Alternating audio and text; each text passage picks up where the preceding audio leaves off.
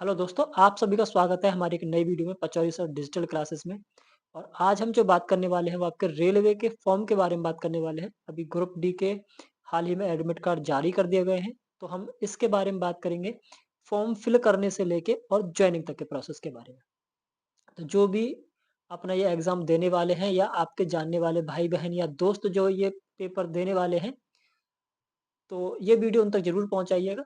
और ये बहुत ही इम्पोर्टेंट होने वाली है वीडियो, जिसमें आपको पूरी डिटेल्स एक ही वीडियो में आपको मिलने वाली है। अगर मैं बात करता हूँ आपके स्टार्टिंग से, तो ये आपके फॉर्म फिल करना 21 जनवरी से स्टार्ट हुए थे और जिसकी लास्ट डेट 4 मार्च थी। तो जनवरी में 10 दिन बचते हैं, फरवरी 28 की, यानी टोटल 38 दिन, यानी 1 महीने तक ये आपका फॉर्म फॉर्म फिल करने का प्रोसेस चलता है।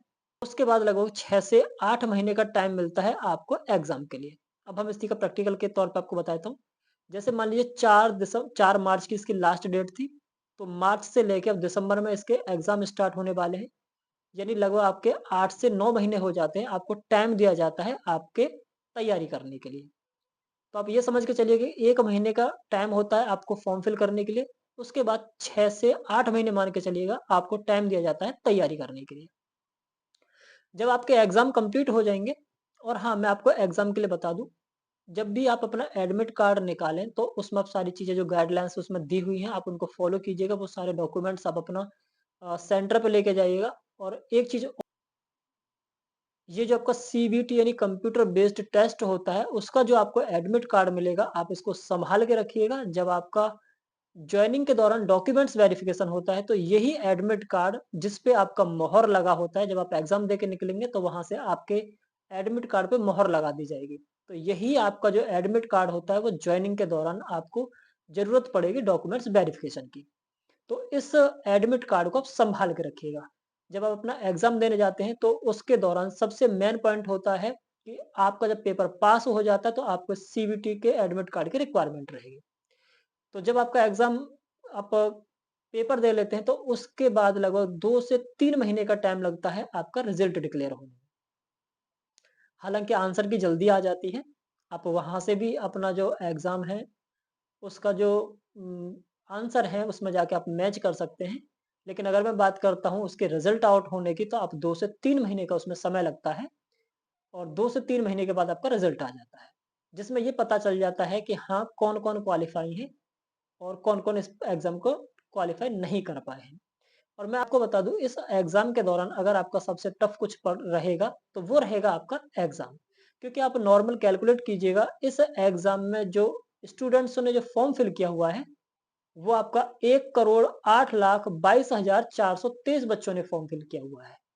अगर मैं वैकेंसी की बात करता हूँ, तो ये वैकेंसी 32,438 है। अगर आप नॉर्मली कैलकुलेट करते हैं, तो एक सीट पे लगभग 333 बच्चे फॉर्म फिल कर रहे हैं, यानी 333 में से किसी एक बच्चे का सिलेक्शन होना है।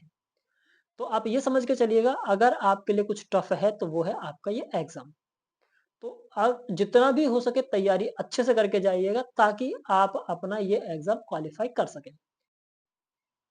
जब आपका पेपर पास हो जाता है, तो पेपर पास होने के 1 से 2 महीने के बाद आपके लिए पीईटी के लिए कॉल लेटर जारी कर दिए जाते हैं। यानी पहला जो कॉल लेटर होता है, वो आपका एडमिट कार्ड का होता है, जो कि अभी आपका इन दिनों हाल ही में एडमिट कार्ड जारी कर दिए गए हैं, वो आपके एग्ज़ाम के लिए है। जब आपका एग्ज़ाम पास होता है, तो फिर आपको दूसरा एक एडमिट कार्ड फिर से जारी कर दिया जाता है आपके लिए, वो आपका पीईटी का होता है, फिजिकल एफिशिएंसी टेस्ट के लिए, यानी वो दूसरा एडमिट कार्ड होता है। और वो एडमिट कार्ड भी आपको डॉक्यूमेंट्स वेरिफिकेशन के दौरान लेके जाना होता है।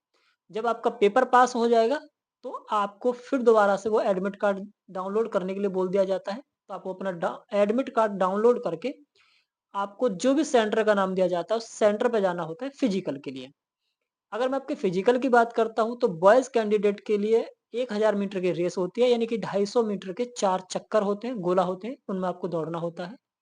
और आपको 35 किलोग्राम का वज़न लेके 100 मीटर तक चलना होता है। और जिसकी टाइमिंग 2 मिनट होती है। बस आपको इस बात का ख़्याल रखना होता है कि वो जो आपका जो वज़न उठा के ले जा रहा है, वो गिरना नहीं चाहिए।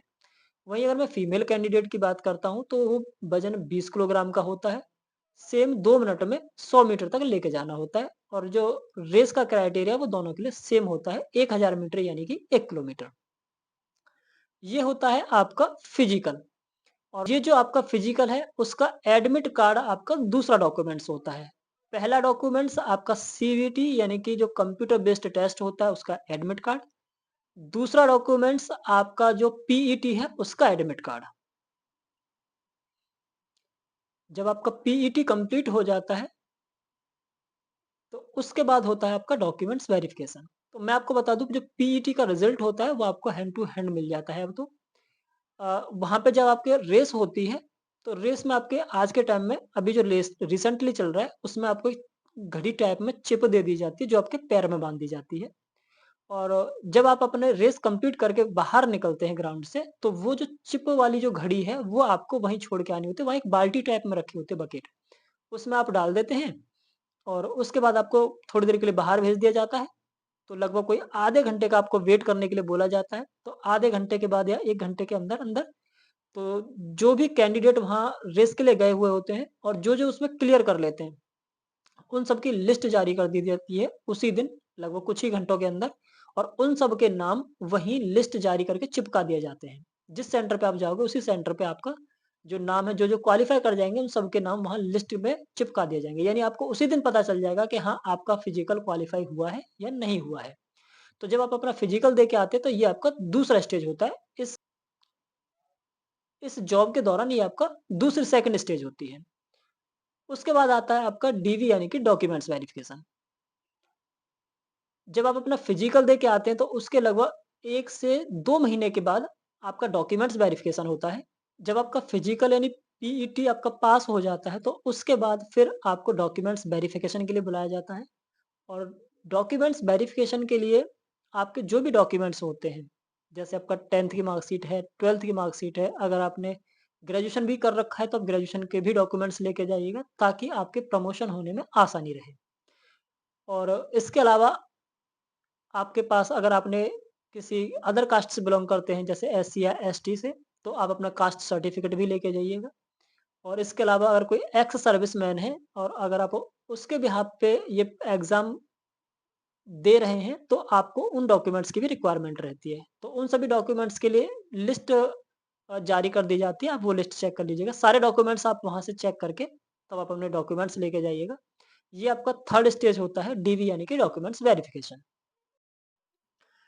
और जब आपका डॉक्यूमेंट्स वेरिफिकेशन कंप्लीट हो जाता है, तो उसके अगले ही दिन के लिए या उसके अगले से अगले दिन के लिए आपको मेडिकल के लिए जो रेलवे के हॉस्पिटल होते हैं, उनमें आपको भेज दिया जाता है। वहाँ पे आपका मेडिकल होता है, जिनमें आपके पूरे बॉडी की चेकअप होते हैं।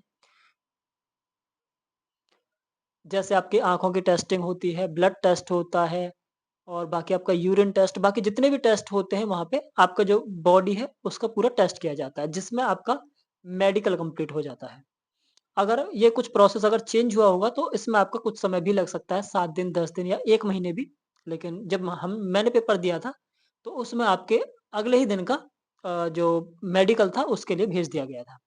अगर कुछ चेंजेस हुई हैं, तो वो भी आपको पता चल जाएगा जब आपका पेपर पास होगा और आप अपना जब पीईटी यानी फिजिकल एफिशिएंसी टेस्ट दे के आओगे, तो उसके बाद आपको उसके बारे में पता चल जाता है।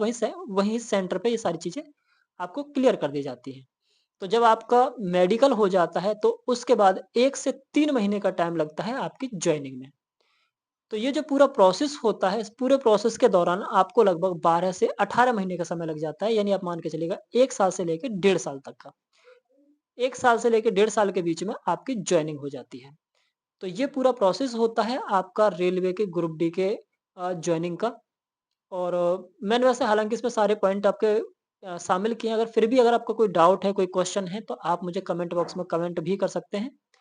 और बाकी ये जो वीडियो है, आप अपने जो दोस्त हैं या आपके जानने वाले हैं जिन्होंने ये फॉर्म फिल किया हुआ है, तो उन तक ज़रूर पहुँचाइएगा। आपको वीडियो पसंद आई है तो वीडियो को लाइक कीजिएगा और ज़्यादा से ज़्यादा दोस्तों के साथ शेयर कीजिएगा। Thank you.